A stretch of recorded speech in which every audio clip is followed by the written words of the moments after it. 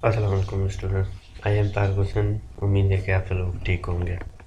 Previous lecture में we have discuss about the evaporation, what is evaporation and mechanism of evaporation. Evaporation होती कैसे है। उसके बाद हमने डिस्कस किया था कि एवापोरेशन प्रोसेस पे कौन से फैक्टर्स हैं जो इफ़ेक्ट करते हैं।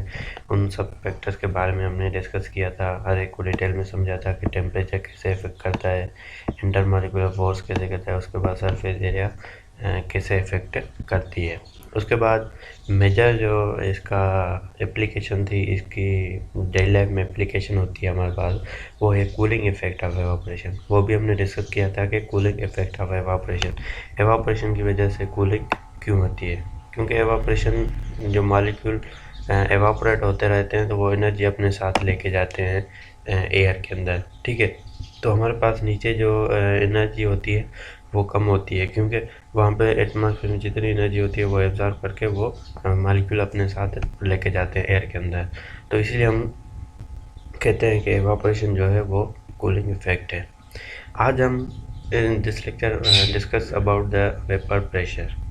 वेपर प्रेशर क्या होता है, ये कैसे जनरेट होता है, इस पर कौन कौन से फैक्टर इफेक्ट करते हैं और इसकी डेफिनेशन क्या होती है, इसको डिटेल में समझना है। और इसकी खास करके आप जो है ना जो इंटरव्यू और पेपर्स के अंदर जो क्वेश्चन पूछे जाते हैं वो मैं यहाँ पे डिस्कस करता हूँ। ठीक है, आप लोगों को वो पता होना चाहिए और वो आने चाहिए, क्योंकि आपसे वही काम आ सकती है। ठीक है, आप अगर उस चीज़ों को छोड़ के दूसरी चीज़ों मतलब किसी दूसरे डायरेक्शन से इस चीज़ को समझ तो लोगे, ठीक है, मगर वो आपके काम का नहीं होगा, क्योंकि काम के टाइम तो वो आप बता ही नहीं सकते किसी को, तो आपको फ़ायदा नहीं होगा ना। इसलिए हम वेपर प्रेशर को यहाँ पे डिस्कस करते हैं कि वेपर प्रेशर क्या होता है। वेपर प्रेशर वाटर के जो मॉलिक्यूल हैं वो जो जब लिक्विड फॉर्म से गैस फॉर्म में कन्वर्ट हो रहे हैं, ठीक है, इसका जो प्रेशर होता है, उनके पास प्रेशर होता है कि उसको हम वेपर प्रेशर कहते हैं। जैसा कि यहाँ पे एवापोरेशन में हमने समझा था कि आप ये मॉलिक्यूल देख सकते हैं जो ऊपर मॉलिक्यूल है। अब जब ये पहले लिक्विड सरफेस के ऊपर थे, ठीक है, अब वहाँ से निकल गए तो इनके पास एनर्जी और एक प्रेशर था। ठीक है, एनर्जी जो थी इनके पास वो काइनेटिक एनर्जी थी। अब जो इनके पास प्रेशर होगा, ठीक है, ये प्रेशर जो एग्जर्ट कर रहे हैं, ठीक है, जाहिर सी बात है ये ऊपर जा रहे हैं, तो नीचे ज़मीन को छोड़ के, लिक्विड को छोड़ के ऊपर एयर की तरफ जा रहे हैं, बाहर की तरफ जा रहे हैं, तो जाहिर सी बात है इनके पास कोई प्रेशर होगा, एनर्जी होगी। ठीक है, वो जो प्रेशर जब ऊपर जाके वो प्रेशर एग्जर्ट करेंगे, ठीक है, प्रेशर लगाएंगे, वो बहुत सारी चीज़ें हो सकती हैं। जैसा कि इनकी वाल्स ऑफ कंटेनर पे प्रेशर लगा सकते हैं, पर ऊपर से ढक्कन बंद है तो ये वेपर जहाँ उनसे टकराएंगे तो उन ढक्कन के ऊपर भी प्रेशर आ जाएगा। तो इन वेपर के पास जो भी प्रेशर था वो जब किसी चीज़ के ऊपर, किसी कंटेनर के ऊपर, किसी जो है किसी कंटेनर हो, कोई भी सिलेंडर हो, उसमें अप्लाई करते हैं, जब ये प्रेशर एग्जर्ट करते हैं तो वहाँ पे जो उनका प्रेशर होता है ये होता है वेपर्स का प्रेशर होता है, इसीलिए हम इनको वेपर प्रेशर कहते हैं। ठीक है, तो ये था वेपर प्रेशर। इसका अगर डेफिनेशन को पढ़ें, और यहाँ पे जितनी भी चीज़ें डेफिनेशन आपको पढ़नी चाहिए, आपको पता होना चाहिए। इसको अगर कहीं पे लिखी हुई है तो आप पढ़ सकते हैं उसको, और उसमें जो टर्मिनोलॉजी इस्तेमाल की गई है वो आपको पता होनी चाहिए, वो आनी चाहिए। ठीक है, तो इसको हम पढ़ते हैं, फिर इसकी जो वर्डिंग यूज़ की होती है वो हमें पता होनी चाहिए। ठीक है, आप लोगों को भले इसका कॉन्सेप्ट पता हो, ठीक है, वेपर प्रेशर पता चल जाए, मैंने बता लिया वेपर प्रेशर ये होता है, ये तो चला आ गया आपको लोगों को।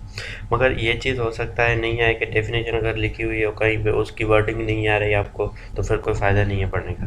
तो डेफिनेशन पढ़ लेते हैं। इन अ क्लोज कंटेनर, एक क्लोज कंटेनर है, कह रहा है ये एक कंटेनर है, ये दोनों कंटेनर हैं जिनका जो ढक्कन है वो क्लोज है। ठीक है, दोनों का ढक्कन क्लोज है, ये कंटेनर है हमारे। स्पेस अबोव द लिक्विड, कह रहा है स्पेस अबोव द लिक्विड, यहाँ तक हमारा लिक्विड है, दोनों बोटल्स है हमारे पास, यहाँ तक लिक्विड है, ऊपर जो स्पेस है वो खाली है।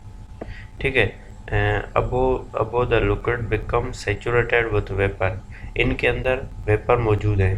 ठीक है, जैसे मैंने बताया था ना एवापोरेशन, यहाँ पे जितने भी वेपर बन रहे हैं वो ऊपर होंगे, यहाँ पे जो लिक्विड से एम्प्टी एरिया है जिसमें लिक्विड मौजूद नहीं है, उस एरिया के अंदर वो हमारे वेपर होते हैं। And equilibrium state exist between the liquid and vapour, यहाँ पे इक्विलिब्रियम स्टेट लिक्विड वेपर की एग्जिस्ट करती है। एग्जिस्ट कैसे करती है, अब यहाँ पे आप लोगों को ये चीज़ें समझनी है कि सैचुरेटेड क्या होता है, इक्विलिब्रियम क्या होता है। ठीक है।